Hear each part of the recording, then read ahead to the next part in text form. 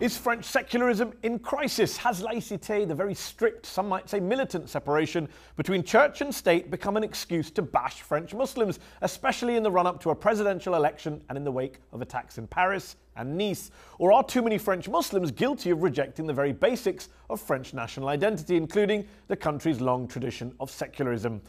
Joining me now to debate this are French Senator Nathalie Goulet, who sits on the Senate's Foreign Affairs Committee. She also co-authored a recent report on the foreign funding of French mosques. Benjamin Haddad, a research fellow at the Hudson Institute, specialising in European affairs and a former advisor to French political leaders.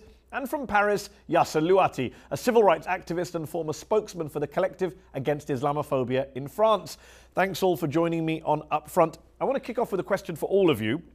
Has the very strict secularism, has laïcité, enshrined in French law since 1905, extended in recent years to religious symbols in public, to bans on religious symbols, has it lost its way in France? Has it become an excuse, a pretext to attack religion in general, Islam in particular? Nathalie, kick off with you. We do not recognize communities. You know, that is very important to understand, that the French citizens, they are all French citizens before being member of any community. And I don't think so. We just issue a report in the Senate showing clearly that Islam is totally compatible with the principle of the Republic and the legal frame, and especially the secularism law of 1905. So I don't think so, really. So if everything is fine, why did you write in an op-ed after the Nice attack in July that French society is sick? What did you mean by that? When we have attacks and we have to face terrorism, you have to react. Yes. And the way to react was maybe not the right one. And then we are facing also a political campaign, which is very tough. And the peoples are a little bit lost and hurt. Yasser Louati, has French secularism lost its way? What's happening is that we have had a relentless effort that's been going on for the past 20 or 30 years in order to pervert the secular law that we call laïcité. The original law of laïcité that was passed in 1905 was actually in protection of all religions, but with the rising visibility of Muslims, the far right and then now more and more left-wing parties are using laïcité as an excuse to turn it against Muslims. What France needs today is to go back to the original laïcité and stop taking laïcité from being a constitutional principle to become an ideological tool for dominating the Muslim population in France. Okay, well let me put that point to Benjamin Haddad. A lot of outsiders looking at France, even people living in other European secular countries, look at it and think, yes, it does look like the French political media elites are using secularism to quote Yasser, dominate Muslims or to make Muslims invisible.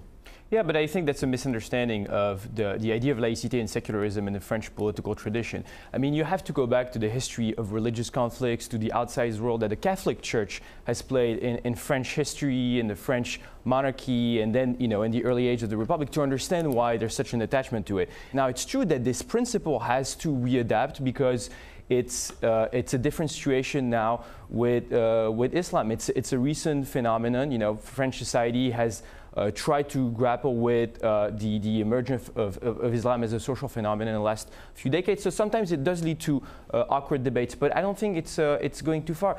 A fair few French politicians are starting to question the way it's being implemented. The former Justice Minister Rachida Dati wrote recently that French politicians have, quote, propounded a definition of laïcité that wrongly seeks to exclude religion from the public sphere. The former Housing Minister, Benoît Apparoux, says laïcité has morphed into secular totalitarianism. Nathalie? Well, you know, first of all, we have to face ignorance. That is the first point. And then the second one, a lot of people considered till now that Islam is a religion coming from abroad and doesn't belong to the French society. And we have to fight against this idea because it's totally wrong.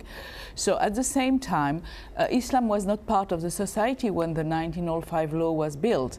So we have to review everything, and including the fact that we have more than 5 million of Muslims in France, which is more than 10% of the population. And that creates now a debate which is a pure democratic debate. Would you change anything about the way that French secularism is practiced, given the recent debates, crises, criticisms? You know, when everything is moving around you you better have to stick to your regulation and to what is the common basis of our legal frame. So I don't think we have to move anything. We have to explain that the state is a secularist, not the people, not the cemetery, and not the shop, and not the swimming suits. Let me put that point to Yasser. You would agree that secularism is about the state, not society. Is that how it's being practiced in your view? Well, first we have to come back to the historic point of view. When the 1905 was passed, there were Muslims in France. As a matter of fact, the whole of Algeria was part of France, but laicity was not applied there in order to keep the Muslim faith under colonial domination.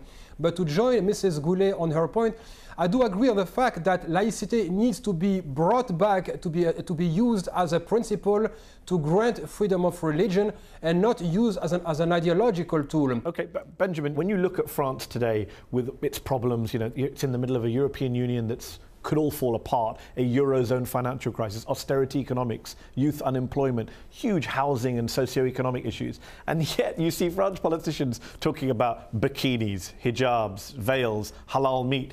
You can understand why a lot of French Muslims feel like they're being targeted under the guise of secularism. Yeah, no, it's true. But at the same time, I do think the question of identity and integration are very central to our societies. And so we're trying to grapple with this. We're trying to adapt principles to the emergence of Islam in French society. Unfortunately, it's also done in a very tense social context where you mentioned a few issues, but there's also the issue of terrorism and radicalization over the last 2 years. So of course there's confusion. It's very unfortunate, but 200 people have been killed over the last 2 years. So this is something you have to understand to understand the context of this. Is banning the bikini, the full-body Muslim swimwear on French beaches, is that the solution to terrorism? No, but first, no one said it had anything to do with terrorism. I think Manuel Valls, the Prime Minister, suggested that. Well, I think he did. He suggested the security. By the way, the ban was only in 15 towns. It was overturned by the French administration. Supported by the Prime Minister of France. I don't think he supported the ban. But what he said, though, is that he did not consider that it was just some normal swimwear. And I think that's a legitimate debate to have, in a debate about the burqa, or the veil in general, as a sign of patriarchy, as a sign of religious conservatism. I think coming from a secular socialist, Manuel Valls is not a man of the right or the far right.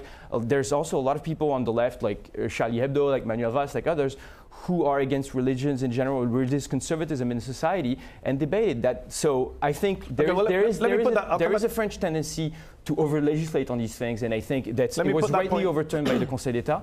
But there's the fact that there's a philosophical, intellectual, political debate about the place of religion in society. There were armed police officers. We saw a photo that went viral of male police officers on a beach asking a woman to disrobe. That was overturned by the Conseil d'État. And whether it was overturned or not, what was your reaction to that picture? A lot of people around the world were pretty disgusted. But no, I wrote that I was against the ban, but at the same time, I think it's a legitimate debate to have. I didn't ask about the ban. I asked about police officers on a beach. But that was related to the ban. But it was beyond the ban. It was police officers asking a woman to disrobe on a beach. It's the kind of thing you might expect in Saudi Arabia or Iran, a religious clothing police, but not in France.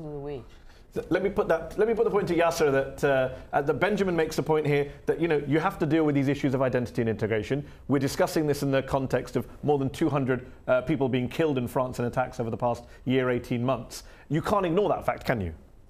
Oh, just first, among those 240 people, a lot of them were Muslims. Yes. Don't forget that. So no, I'm very uncomfortable when people speak about our fellow countrymen and women being killed and then putting this in opposition to debates about Muslims. Muslims were not responsible for the attacks. The state failed to prevent these attacks despite a whole lot of anti-terror measures.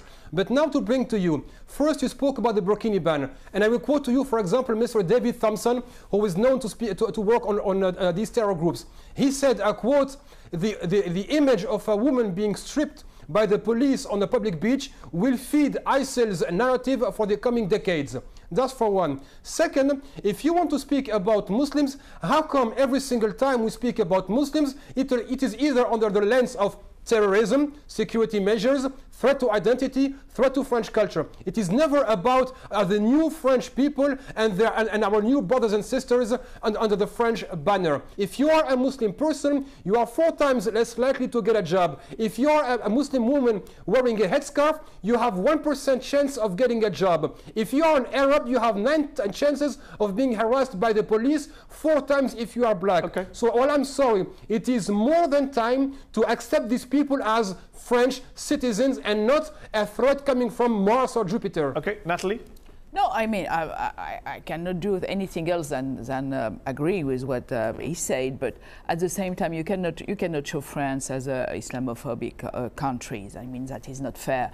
The polling suggests that nearly 2/3 of French people think Islam has become too visible in France. Yes. 47%, almost half, say the Muslim community in France is a threat to national identity. If that's not Islamophobia, what is? No, I even say on air after Bataclan that he will bring a hell of Islamophobia. I mean, that is a reaction. I don't say that the reaction is fair. But what you also have to know is that the global French system is very uncomfortable with people who are not organized. And so now that we have a better organization of the Muslim communities, the young Muslims who want to take part of the civil society, they also have to be more visible. And right now, I think that it's exactly what happened. You think Muslims should be more visible in France? Absolutely. Isn't that part of the problem? You have polling, people saying they're too visible. No, we don't want to see headscarves. No, we don't want to see people on beaches swimming. We do not have they should be visible on French terms. No French terms. What does visible mean then? I'm just more elected people, okay. More taking care of the civil election, more being part of civil council, municipal council. I mean, be part of the civil society from another point of view. It's a strange position to put the onus on fighting discrimination on the minority community. Many might say that would be an odd position to take in any other country of the world.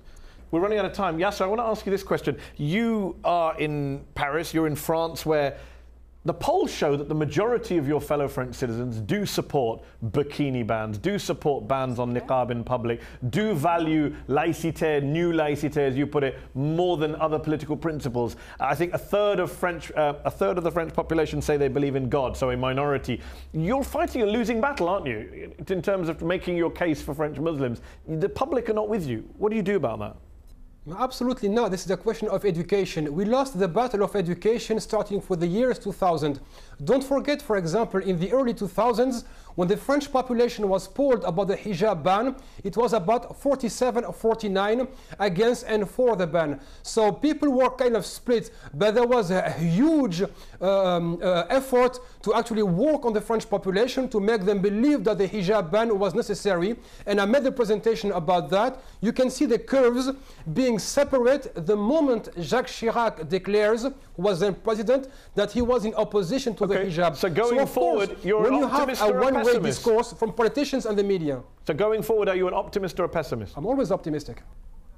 Benjamin? I'm optimistic too, and I'll tell you why. When you look at the polls, actually, France is one of the countries in Europe where you have the lowest level of rejection of Muslims. Much lower than it is in Southern Europe, much lower than it is in Eastern Europe. It's still too high, but it's very comparable to Germany and the UK. So, you know, it's still debating. So you don't believe there needs to be any kind of new accommodation done, any reform? Status quo can hold? I don't think status quo can hold. I think on the one hand, you need to do more to integrate, you need to do more to promote a new elite. And I think on the other hand, you have to fight the minority religious radicalism that is also the first victims of this are Muslims, Muslim women, Muslim boys in these neighborhoods. You have to do both in a very, very tough way. Natalie? Well, I think that we have a debate. We don't have to move this regulation, as I told you previously. But please put this country into brackets.